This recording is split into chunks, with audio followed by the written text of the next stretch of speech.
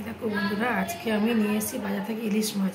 অনেক দিন পর আজকে ইলিশ মাছ নিয়ে আসলাম। আজকে হবে ইলিশ মাছ আলু বেগুন দিয়ে সর্ষে বাটা দিয়ে ঝোল। এদিকে আলু, এদিকে বেগুন কাটা হয়ে গেছে। এগুলোতে আমরা নুন হলুদ মেখে নেবো। এই যে দিয়ে দিচ্ছি একটু ভাজার জন্য পরিমাণ মতো নুন। এই বেগুনটা তো নুন দিয়ে দেবো ভাজার মতন পরিমাণ মতন।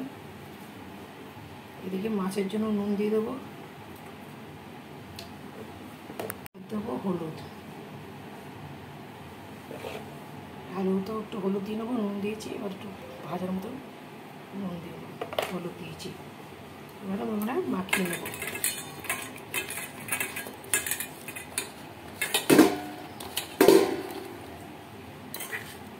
মাছের গায়ে নুন হলুদ ভালো করে মাখিয়ে নেবো।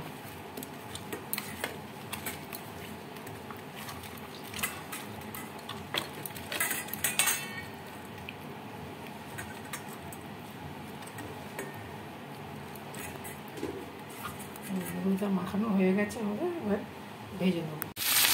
এটা গরম হয়ে গেছে, মাছগুলো সব দিয়ে দিচ্ছে তার করে।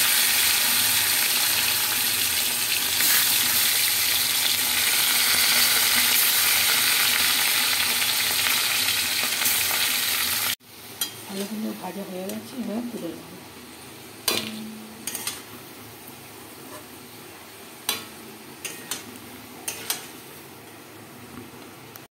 এই তেলের মধ্যে বেগুনগুলো ভেজে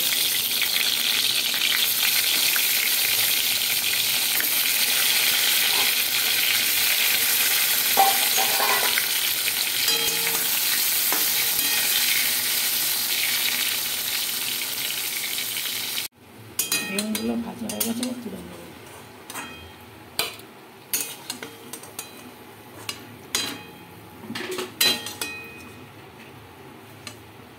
এইভাবে প্রত্যেকটা বেগুন তুলে নেবো আমরা। দিয়ে হলুদ,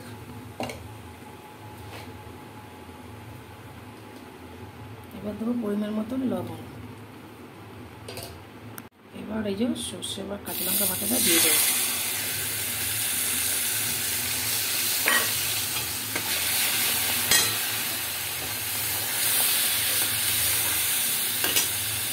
এবার দিয়ে দেবো জল।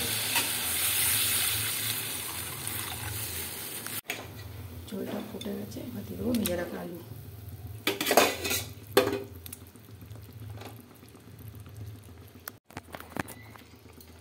আলুটা সেদ্ধ হয়ে গেছে, এবার এই যে ভেজে রাখা বেগুনগুলো দিয়ে দেবো।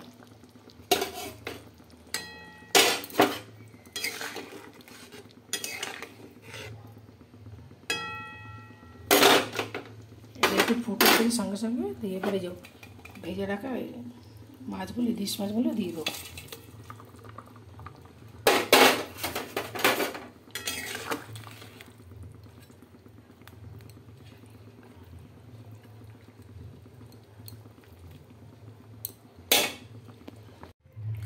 আমাদের মাছের ঝোলটা রেডি হয়ে গেছে। আলু বেগুন দিয়ে সর্ষে বাটা দিয়ে ইলিশ মাছের ঝোল রেডি। এবার আমরা নামিয়ে নেবো। এই যে একটা গামলিতে ঢেলে নেবো। তো আমাদের একদম রেডি হয়ে গেছে ইলিশ মাছের ঝোল আলু বেগুন দিয়ে সর্ষে বাটা দিয়ে। তা আপনাদের কীরকম লাগলো অবশ্যই আমাকে কমেন্টে জানাবেন। আর আমার ভিডিওটি যদি ভালো লাগে থাকে লাইক শেয়ার সাবস্ক্রাইব করবেন। আর যারা আমার চ্যানেলে নতুন বন্ধু আছেন একটা সাবস্ক্রাইব করে আমার পাশে থাকবেন। ধন্যবাদ। ভালো থাকবেন, সুস্থ থাকবেন। ধন্যবাদ।